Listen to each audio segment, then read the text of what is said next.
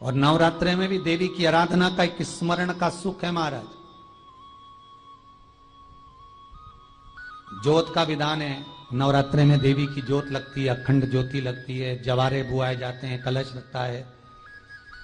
ज्योत का भी विधान है। जिसके यहां दिया अखंड जलाया जाता है, अगर वो दिए की लो, दिए की बाती अगर दक्षिण दिशा की होती है तो उसके घर में साल भर में एक घात जरूर होती है।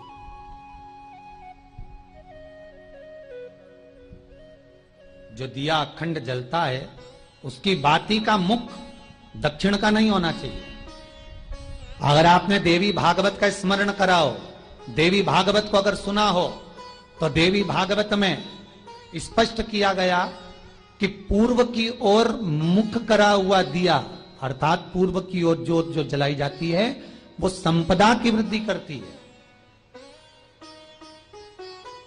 पश्चिम की ओर मुख कर कर जो ज्योत लगाई जाती है महाराज, वो वैभव को देती है।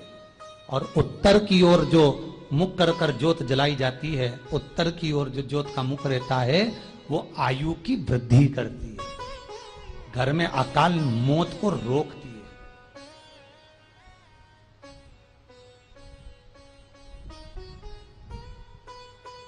नवरात्रे का जो भाव तत्व है उसको भी अच्छे से समझ लेना।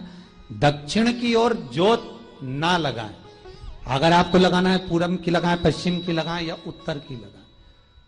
और जितने दिन महारानी जगदम्बा जगतधात्री दुर्गा भवानी, अब की बार माताजी घोड़े पर आई है। हर बार देवी बदल बदल के आती है, इस बार जो नवरात्रे आए वो घोड़े के आए। तो घोड़े पर जो देवी जी आती है वो समृद्धि को देने वाली आती है, लक्ष्मी की वृद्धि करने वाली आती है। जैसी घोड़े की रफ्तार होती है उस रफ्तार से लक्ष्मी घर में आती है। तो ये मत सोचना कि कोरोना महामारी ने हमको नीचे गिरा दिया या कोरोना महामारी ने रोक दिया, कमाई के स्रोत रोक दिए, धन रोक दिया। चिंता मत करना। मेरी मां जगत जननी दुर्गा भवानी अब की बार घोड़े पर आई है। साल भर में इतना धन दे देगी कि आपने पीछे के 4 साल में नहीं कमाया होगा, इतनी मेरी मां भंडार भर देगी। ये घोड़े पर आई है, कोई साधारण नहीं हो सकता। देवी भागवत में स्पष्ट किया गया, जब जगदम्बा मगर पर आती है उसका भाव अलग है, और जगदम्बा जब हाथी पर आती है उसका भाव अलग है, और जगदम्बा जब घोड़े पर आती है तो जगत को समृद्धिवान बना देती है, वैभव में कमी नहीं आती। अभी भले दुनिया के लोग अभी रोते हैं कि पैसा नहीं आ रहा, कोरोना महामारी ने सब तोड़ दिया, रोक दिया, पर चिंता ना करना। मेरी मां अगर घोड़े पर आई है तो उसका सुख आपको जरूर मिलेगा। एक जरा सी मिट्टी की दुकान भी अगर आप खोल कर बैठेंगे तो चांदी और सोना के बराबर कमाएंगे, इतना धन देगी वो मां। साधारण नहीं है मेरी माता। तात्विक सुख का आनंद देने वाली, लाभ तत्व प्रदान करने। और नवरात्रि में भी अगर आपकी कोई कामना है, आपकी अगर इच्छा है, आपका मन है, तो जगत जननी की आराधना करो।